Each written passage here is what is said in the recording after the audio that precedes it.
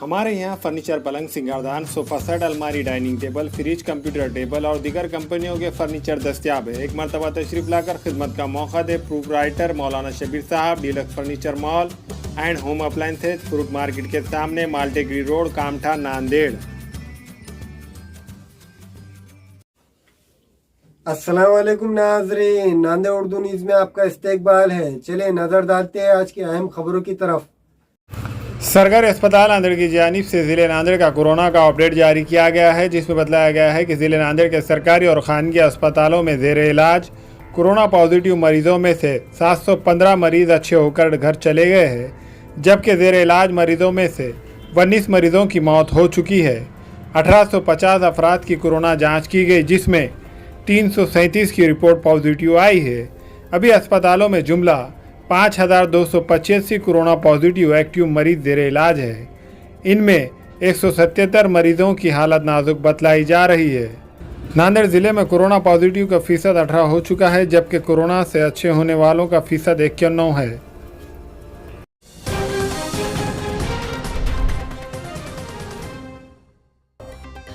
औरंगाबाद में जिला इंतजामिया लेबर कमिश्नर की अचानक कार्रवाई, 30 दुकानें सील।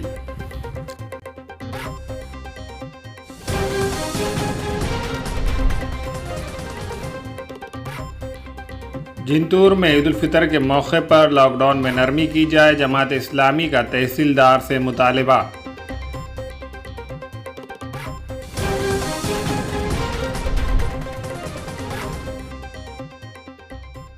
जाफराबाद तालुक़े में रोज़ा रखकर सरकारी डॉक्टरों की खिदमत, आला अफसरान की जानिब से डॉक्टरों की सताइश।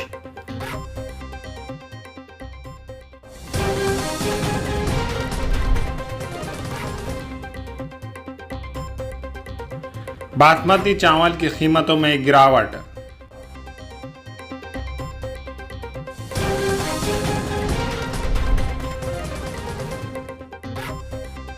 मुंबई के वर्ली में 40 किलो गांजे के साथ एक गिरफ्तार। बाजार में ड्रग्स की कीमत 80 लाख रुपए है।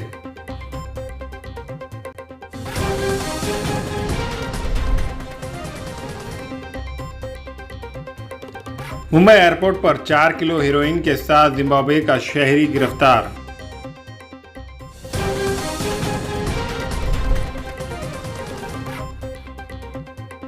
ज़रूरत पड़ने पर बच्चों के लिए 500 बेड का नज़्म। बच्चों की सेहत को लेकर अशोक चौहान का अफसरान को हिदायत। नांदेड़ जिले में पिछले कुछ दिनों से कोरोना के मामलात में कमी आ रही है। दूसरी लहर के दौरान ज़ईफ़ अफराद के अलावा नौजवान भी बड़े पैमाने पर मुतासिर हुए थे। अब माहिरीन का कहना है कि तीसरी लाट में ज़ईफ़ नौजवान के अलावा बच्चों पर भी कोरोना का असर हो सकता है। इस अलर्ट के बाद रियासती हुकूमत चौकस हो चुकी है और बच्चों की सेहत पर खुसूसी तवज्जो दी जा रही है। इस सिलसिले में नांदेड़ ज़िले के सरपरस्त वज़ीर अशोक चौहान ने वीडियो कॉन्फ्रेंस के ज़रिए नांदेड़ के अफसरान से तबादले ख्याल किया।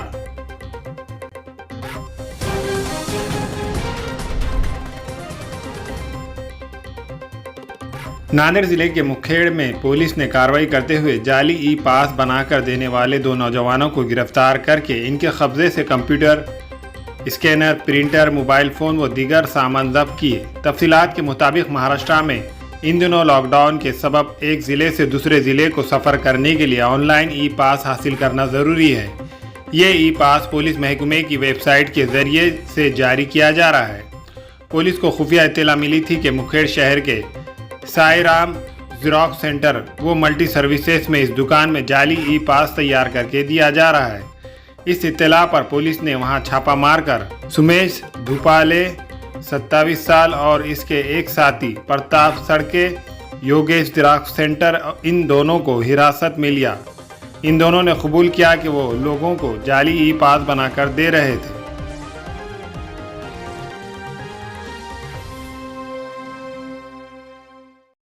देखिए, मैंने कुछ लिखा नहीं है। मैं इतना ही कहता हूँ कि पश्चिम बंगाल चुनाव में जो नतीजे आए हैं उसमें कांग्रेस को सबसे बड़ी पार्टी है देश में अपोजिशन में, उनको सीटें नहीं मिली इतनी बड़ी विधानसभा में। ये हमारे लिए बहुत ही दुखद है। और ममता बनर्जी ने बहुत बड़ी जीत हासिल की है। लेकिन पूरे देश का विचार करें तो अब आने वाले समय में एक विरोधी पार्टी का एक बहुत बड़ा, जैसे महाराष्ट्र में महाविकास आघाड़ी हमने बनाई है, इस प्रकार का संगठन अगर बनता है तो एक चैलेंज सरकार के सामने खड़ा रहेगा। और इस प्रकार के अगर कोई गठबंधन बनता है बड़ा, यूपीए और मजबूत होती है, तो जरूर इस गठबंधन का आत्मा कांग्रेस ही होगा। क्योंकि कांग्रेस पूरे देश में है, चाहे सत्ता में हो या न हो, लेकिन कांग्रेस पूरी देश की पार्टी है, राष्ट्रीय नेशनल पार्टी है। तो हम सबको मिलकर बैठना होगा। कल मैंने पवार साहब से भी बात की है, जो सबसे बड़े नेता एक देश के अपोजिशन के, तो सबसे बात हो रही है और जल्दी ही सभी लोग किसी नतीजे पर आ जाएंगे। एनर्जी यांनी जी मुसंडी मारली ही त्यातल्या त्यात जमेची बाजू आहे। भविष्यामध्ये या देशामध्ये विरोधी पक्षाची भक्कम आघाडी उभी करावी आणि एक आव्हान उभं करावं अशी सगळ्यांची इच्छा आहे। आणि या आघाडीचा आत्मा नक्कीच काँग्रेस पक्ष आहे। काँग्रेस पक्षाशिवाय कोणती आघाडी निर्माण होऊ शकणार नाही। आसाममध्ये सुद्धा काँग्रेस पक्षाला चांगलं यश मिळालं, पण सत्तेवरती येऊ शकलं नाही। केरळमध्ये यश आहे त्यांना थोडंफार, तामिळनाडूत थोडंफार यश आहे, पण काँग्रेसनं अजून मुसंडी मारणं गरजेचं आहे आणि या देशाला एका उत्तम अशा आघाडीची, विरोधी पक्षांची, अशी महाराष्ट्रात महाविकास आघाडी काम करते, अशा प्रकारे काही आपण उभं करू शकतो। काल मला पवार साहेबांशी चर्चा झाली या विषयावर, कारण ते सुद्धा आता थोडे त्यांची प्रकृती बरी नसल्यामुळे मुंबईत आहे, पण लवकरच ह्याच्यामध्ये हालचाली सुरू होतील। नवीन नेतृत्व म्हणजे कोण असावं काय वाटतं? मी असं कुठे म्हणतो नवीन नेतृत्व, एकत्र बसून ठरवायला पाहिजे। प्रत्येकाला वाटतं मीच नेता आहे, तसं नाही आहे। आघाडी अशी निर्माण होत नाही।